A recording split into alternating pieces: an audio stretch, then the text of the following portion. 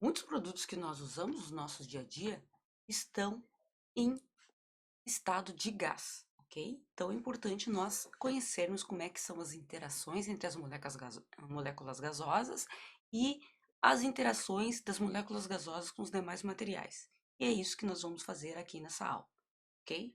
Então vamos lá. Estudo dos gases. Gás, uma fase gasosa, ela pode ser um vapor ou um gás, tá? Por exemplo, a água, acima até 174,15 graus Celsius, ela é vapor. Mas acima dessa temperatura, ela é um gás, ok? E qual é a diferença? Bom, o gás é uma espécie na fase gasosa que está acima da temperatura crítica, certo? Que é a temperatura crítica? É a temperatura acima da qual uma espécie não pode ser liquefeita apenas por compressão. Nós temos que também mexer na temperatura e não só mexer na pressão, certo? Vocês sabem que a gente pode transformar um gás em líquido mexendo na pressão, mas acima da temperatura crítica a gente tem que fazer mais coisas nesse gás, ok? Então, nós temos aqui as variáveis de estado, que são pressão, volume e temperatura. Elas estão interrelacionadas, tá? Para caracterizar um determinado estado gasoso. Então, o que é a pressão? A pressão é o resultado do choque que essas moléculas dão numa superfície, certo? Então, essa pressão a gente vai medir em atm ou milímetros de mercúrio, ok? 1 atm. Então, nós temos volume também. Volume é o espaço ocupado pelo gás. E as unidades que a gente vai usar é o litro, ml e metro cúbico, certo? E 1 litro é 1000 ml e 1 metro cúbico é 1000 litros. Variáveis de estado, continuamos, temperatura, é o estado de agitação das partículas, certo? Então, a gente mede o estado de agitação pela temperatura do sistema gasoso, okay? Em graus Celsius ou Kelvin. Na verdade, a temperatura que nós vamos usar aqui na química é Kelvin, que é a soma da temperatura Celsius mais 273, que é a temperatura absoluta, aceita em toda a comunidade científica. Gás ideal é aquele que obedece perfeitamente às proposições feitas para explicar o comportamento dos gases. Suas características são: seu volume é desprezível e os choques são perfeitamente elásticos. Não há interação entre as moléculas do gás. Então, aqui nós temos uma determinada massa gasosa confinada, certo?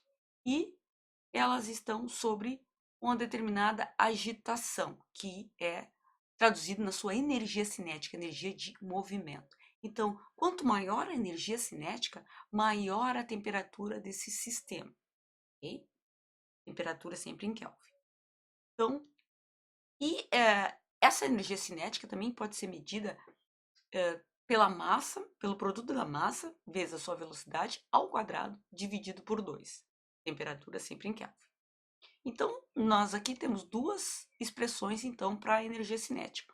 Uma que diz que a energia cinética é igual a uma constante, um número, vezes a temperatura, e a energia cinética é o valor da massa, dessa massa gasosa, a velocidade ao quadrado dessa massa gasosa e dividido por 2. Okay? A temperatura sempre em Kelvin.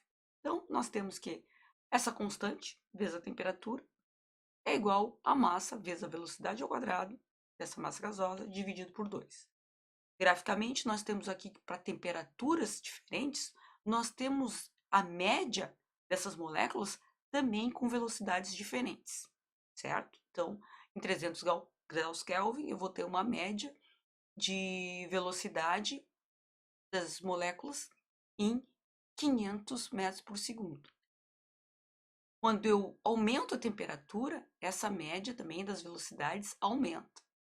Maior a temperatura, eu vou aumentando a média da velocidade cinética dessa massa gasosa. Então, o gás ideal ele pode se tornar um gás real. Qual é a diferença? O gás ideal já sabemos que não há interação entre as moléculas, mas ele pode se tornar um gás real se eu baixo a pressão e se eu aumento a temperatura. Okay? Então, vamos ver um exercício aqui.